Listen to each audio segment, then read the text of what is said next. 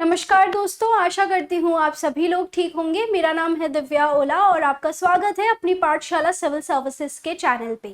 आज के इस छोटे से सेशन में हम हाल ही में वायनाड में स्थापित हुए एक्स रडार सिस्टम के बारे में, एक्स बैंड रडार सिस्टम के बारे में यहाँ पर चर्चा करेंगे। It is relevant with GS paper 3 science and technology, achievement of Indians in science and tech, indigenization of science and tech and awareness in the field of IT, disaster and disaster management। तो बहुत ही महत्वपूर्ण ये यहाँ पर सुर्खी बनता है। X radar system science and tech में ये काफी महत्वपूर्ण भूमिका निभाता है। साथ ही में इससे रिलेटेड प्रीलिम्स और मेंस में आपको क्वेश्चंस पूछे जा सकते हैं, तो सारी बातों को आप यहाँ पर नोट डाउन करके रखिए। सबसे पहले अगर हम बात करें तो चर्चा में क्यों है, देखिए वायनाड केरल में एक जगह है जहां पर जुलाई 2024 में हमने काफी यहाँ पर भूसंकलन और बाढ़ के आने से काफी ज्यादा फैटलिटीज यहाँ पर एक्सपीरियंस की थी। यहाँ पर अगर हम बात करें तो वायनाड जिला जो केरल के बिल्कुल उत्तर पूर्व में है, वहां पर 2024 जुलाई में काफी ज्यादा भूसंकलन और लैंडस्लाइड्स और फ्लड्स के आने से 200 यहाँ पर जाने गई थी। और इसी के तहत यहाँ पर union ministry of earth sciences मतलब केंद्रीय पृथ्वी विज्ञान मंत्रालय ने क्या किया है, एक्स बैंड रडार लगाने का यहाँ पर लगाने की मंजूरी दी है, ताकि हम जो चेतावनी प्रणाली है, जो अर्ली वार्निंग सिस्टम है, उसको और ज्यादा मजबूत कर सके और आगे जो भी अगर हमारे मौसम विभाग के थ्रू या फिर बोल सकते हैं इस तरह की कोई भी डिजास्टर आने की जो चेतावनी है वो हमें जल्द से जल्द मिले, ताकि हम इस तरह की कैजुअलिटीज होने से रोक सकें। तो ये अगर हम देखें तो यहाँ पर एक्स बैंड रडार सिस्टम की मंजूरी दी है। किसने दी है? मिनिस्ट्री ऑफ अर्थ साइंसेज ने। ये आपको ध्यान रखना है। अब ओवरऑल अगर मैं बताऊं तो इस रडार का क्या काम होगा कि जो सॉइल मूवमेंट होता है, देखो लैंडस्लाइड या फिर भूसंकलन का सीधा सा मतलब है कि बहुत बड़ा मास मूवमेंट होना, पत्थरों का, चट्टान का एक साथ नीचे गिरना in the force of gravity.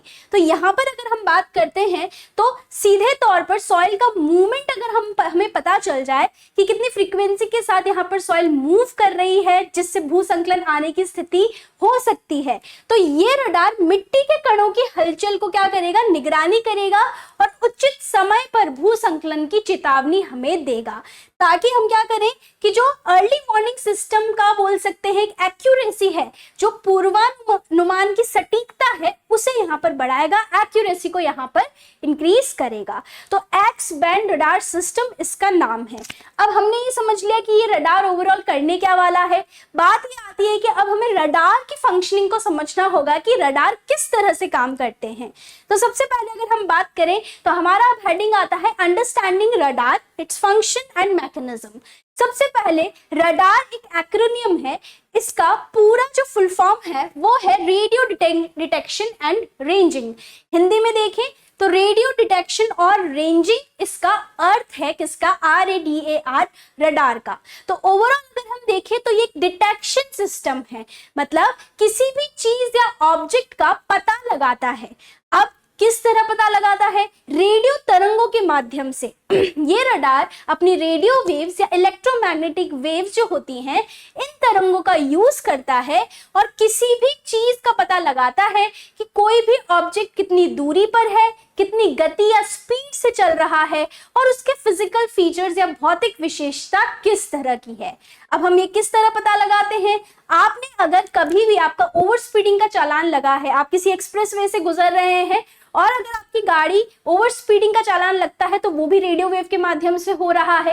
Air traffic जो कंट्रोल है, एरोप्लेन जिस तरह से मूव करते हैं, उनको जो अर्ली वार्निंग सिस्टम्स पता चलते हैं कि आगे मौसम अच्छा नहीं है, वहां पर हमें ज्यादा थंडरस्टॉर्म्स देखने जाने को मिल सकते हैं, कुछ बड़ी घटना हो सकती है, राइट, तो वो भी रेडियो वेव्स के माध्यम से हो सकता है।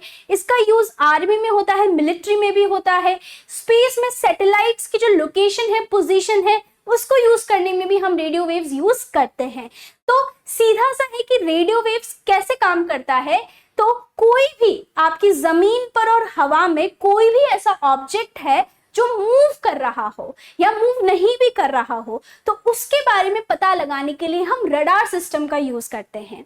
और रडार सिस्टम किस तरह से काम करता है, तो ये पूरा एक तरह से आपका रडार होता है जिसमें ट्रांसमीटर, रिसीवर और आपका एंटीनाज, जो एंटीनाज लगे हुए हैं अब होता ये है कि जो ट्रांसमीटर है, एक ट्रांसमीटर रेडियो तरंगे भेजता है, मतलब ट्रांसमीटर का सीधा सा मतलब है कि वेव्स को ट्रांसमिट करना, एक जगह से दूसरी जगह भेजना।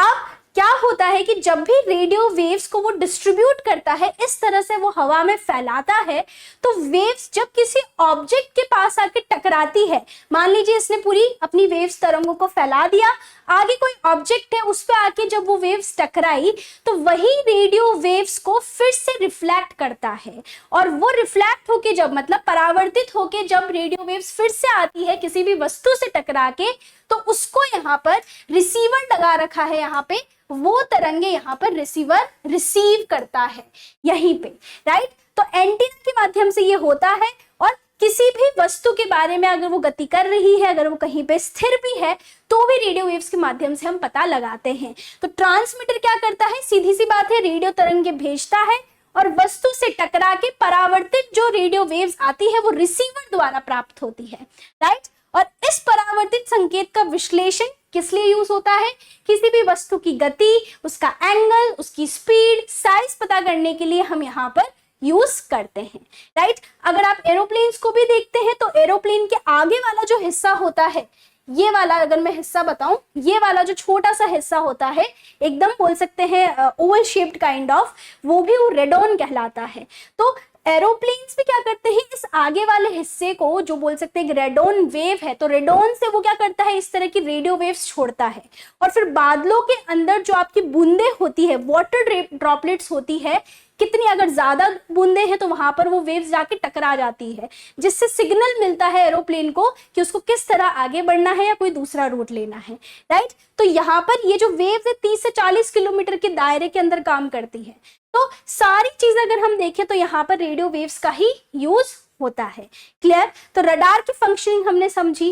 अब मेटीरियोलॉजिकल या मौसमी जानकारियों के लिए जो हम रडार का यूज करते हैं, यूटिलाइज करते हैं, वो है डोपलर रडार, जो डोपलर इफेक्ट के माध्यम पे कार्य करता है। अब डोपलर इफेक्ट क्या होता है, यहाँ पर अगर हम बात करें तो यह रडार डॉपलर प्रभाव का उपयोग करके बादलों की गति और वेग को मेजर करता है। मतलब क्या हो गया कि जब भी ये फ्रीक्वेंसी के आधार पर पता लगाता है कि किसी भी ऑब्जेक्ट की गति या फिर उसके आकार किस तरह का है। फॉर एग्जाम्पल, अगर आपने कोई भी रडार के ट्रांसमीटर से रेडियो वेव्स ट्रांसमिट करी, मतलब आपने तरंगों को फैला दिया, तो मान लीजिए कोई भी वस्तु है, अगर वो पास है आपके, तो तरंगे देखो किस तरह से हो जाएगी, ये हाई फ्रीक्वेंसी वाली वेव्स हो जाएंगी। अगर वो आपसे दूर है तो फ्रीक्वेंसी भी आपकी बदल जाएगी, लो फ्रीक्वेंसी वाली वेव्स आपके पास आएगी परावर्तित होके, राइट। तो ऑब्जेक्ट का मोशन कितना दूर है, उसकी गति क्या है, इस आधार पर यहाँ पर डोपलर का प्रभाव क्या है कि फ्रीक्वेंसी के आधार पर अगर वस्तु हमारे पास है तो फ्रीक्वेंसी यहाँ हाई फ्रीक्वेंसी हो जाएगी, जो परावर्तित रेडियो वेव्स आ रही है वो उच्च फ्रीक्वेंसी की हो जाएंगी। अगर वो दूर है ऑब्जेक्ट, तो जो रेडियो वेव्स हमने ट्रांसमिट करी है वो वापस टकरा के आएगी, तो वो लो फ्रीक्वेंसी की आ रही है।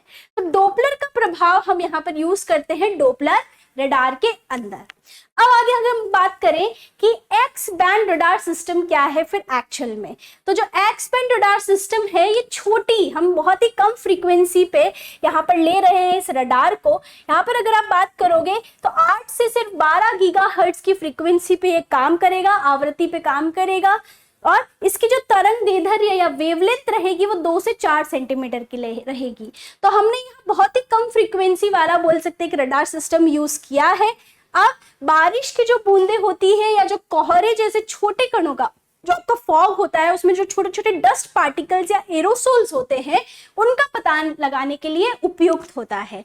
और साथ ही अगर हम बात करें तो जो छोटी तरंग दैर्ध्य मतलब स्मॉल वेवलेंथ से हम हाई रिजोल्यूशन वाली इमेज यहाँ पर क्रिएट कर सकते हैं, राइट। बट इसकी रेंज यहाँ पर लिमिटेड है, बट हमने क्यों लिया है स्मॉल वेवलेंथ वाला, ताकि हाई रिजोल्यूशन इमेज हमें यहाँ पर मिल सके। तो ये एक्स बैंड रडार सिस्टम है। आपको ये डेटा ध्यान रखने होंगे कि 8 से 12 गीगाहर्ट्ज वाली मतलब फ्रीक्वेंसी का ही हमने ये रडार लिया है।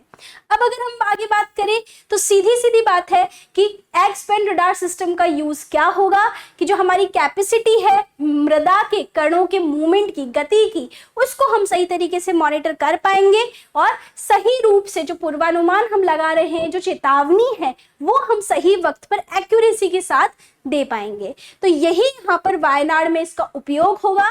ये 3 पॉइंट्स है जो आप आपके आंसर्स में भी लिख सकते हैं कि सबसे पहले tracking rainfall intensity, wind speed. ये रडार सिस्टम क्या करेगा कि इस तरीके से जो बारिश आने की जो संभावना है, राइट, जो भी उसकी प्रकृति है उसको यहाँ पर ट्रैक करेगा। हवाएं किस गति से चल रही है वो हमें यहाँ समझ में आएगा।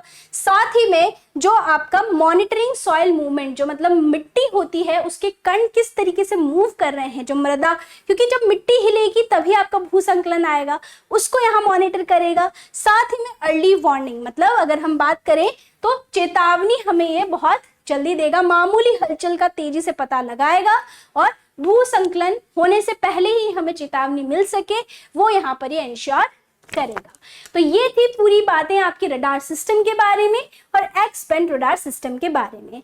आगे अगर हम बात करते हैं कि भारत की रडार क्षमताएं क्या है और कब इसकी उत्पत्ति हुई, तो भारत मौसम विभाग, जो इंडियन मेट्रोलॉजिकल डिपार्टमेंट है, 1950 के दशक में मौसम पूर्वानुमान, मतलब आपके प्रेडिक्शन के लिए, वेदर प्रेडिक्शंस के लिए इसको यूज किया गया था और इसी में रडार का उपयोग शुरू किया गया था।